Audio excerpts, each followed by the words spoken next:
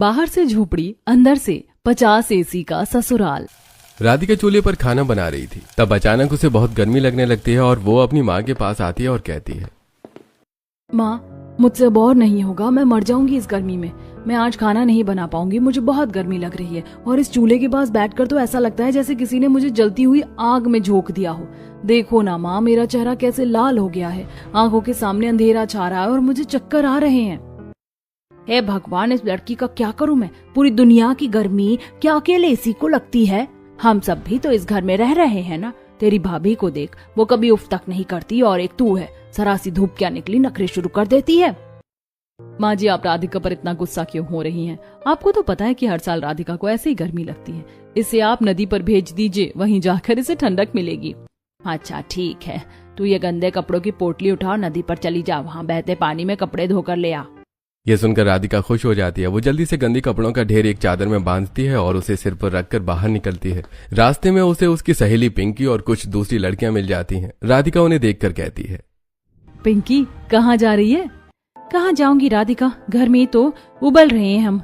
बस थोड़ा बाहर टहलने निकली थी कि शायद कहीं से कोई ठंडी हवा का झोंका मिल जाए।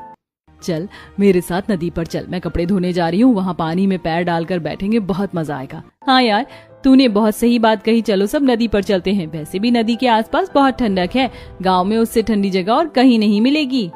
सभी लड़कियां नदी के किनारे पहुंचती हैं। नदी को देखकर राधिका खुश होते हुए कहती है, कितनी सुंदर जगह है ये, दूर दूर तक फैला हुआ पानी, आसपास लगे हुए पेड़ पौधे और ये चहचहाते हुए पक्षी। सचमुच यहाँ मुझे हमेशा बहुत सुकून मिलता है। ऐसा कहकर राधिका एक बड़े पत्थर पर बैठती और कपड़े पत्थर पर धोना शुरू करती है। कपड़े धोने के बाद वो नदी में उतर जाती है और नहाने लगती है। राधिका को ऐसा करते हुए बहुत मजा आ रहा था। वो काफी देर तक पानी में रहती है। ये देखकर पिंकी कहती है, राधिका बस कर, अब बाहर आ जा, तू पिछले 1 घंटे से पानी के अंदर ही है, तेरी तबीयत खराब हो जाएगी, सर्दी जुकाम पकड़ लेगा तुझे, इतना कौन नहाता है? पिंकी, तू नहीं समझेगी, हमारे घर की हालत तुझे पता है। वो छोटा सा कमरा, ऊपर से वो टीन की छत, रात भर नींद नहीं आती गर्मी के मारे। ये नदी ही है जो मुझे इस नर्क से ठंडक का रास्ता दिखाती है, इसीलिए मुझे चैन से नहाने थे।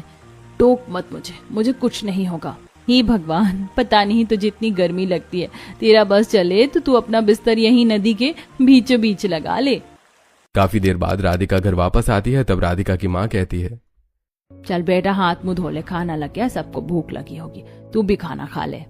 अब सभी लोग जमीन पर बिछी चटाई पर बैठकर खाना खाने बैठ जाते हैं। शीला सबको खाना परोसती है। थाली में सादा खाना है, दाल, चावल, रोटी और आलू की सब्जी। राधिका निवाला तोड़ती है लेकिन उसका गला सूख रहा है। वो कहती है, माँ, इतनी गर्मी है, ऊपर से गरम गरम खाना, कुछ ठंडा मिल जाता पीने को, कम से कम 1 गिलास लस्सी या कोई कोल्ड ड्रिंक मिल जाती तो मजा आ जाता। राधिका, तुझे कितनी बार कहा है कि अपनी हैसियत देख और अमीरों वाले शौक पालना बंद कर। तुझे पता है ना कि बाबूजी कितनी मुश्किल से घर चला रहे हैं। कोल्ड ड्रिंक चाहिए तुझे, यहाँ 2 वक्त की रोटी मुश्किल से मिल रही है और तुझे लस्सी सूझ रही है। अंकित, शांत हो जा बेटा। राधिका, तू भी समझदार बन। अपनी भाभी शीला को देख, वो भी इस घर की बहू है, वो कैसे बिना किसी शिकायत के इस गर्मी में अपनी जिंदगी गुजार रही है। कभी उसने ठंडे पानी या लस्सी की मांग की? तू जब ससुराल जाएगी तो पता नहीं वहाँ क्या करेगी, वहाँ भी क्या ऐसे ही नखरे दिखाएगी। ससुराल से याद आया, यशोदा हमारी बेटी के लिए एक रिश्ता आया है। पास के ही एक गाँव से तरुण नाम का लड़का है। घर बार ठीक है, लोग शरीफ है। कल वो लोग राधिका को देखने हमारे घर आ रहे हैं। पिताजी, आप मेरी शादी चाहे जहाँ भी तय करना, लेकिन उनके घर कूलर और पंखे जरूर होने चाहिए ताकि मुझे इतनी गर्मी ना लगे।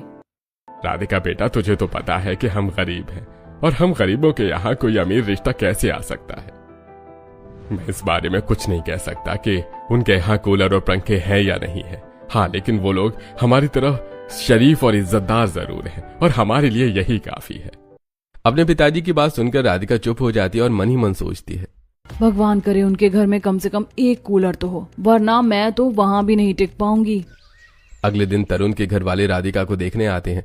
तरुण के पिता महेंद्र, माँ शारदा और छोटी बहन सौम्या सोफे पर बैठते हैं। राधिका ट्रे में चाय और नाश्ता लेकर आती है। उसे देखकर शारदा कहती है, अरे वाह, राधिका तो वाकई बहुत सुंदर है, जैसा हमने सुना था उससे भी कहीं ज्यादा प्यारी। भाई साहब, हमें तो लड़की पहली नजर में ही पसंद है, हमें ये रिश्ता मंजूर है। बिल्कुल बिल्कुल, जितनी जल्दी हो सके हम ये शादी कर देंगे। भाभी, आपकी गांव जैसा हमारा गांव भी बहुत प्यारा है, आपको वहां आकर बहुत अच्छा लगेगा। हमारे घर में आपको कभी किसी चीज की कमी महसूस नहीं होने देंगे हम। बात पक्की हो जाती है।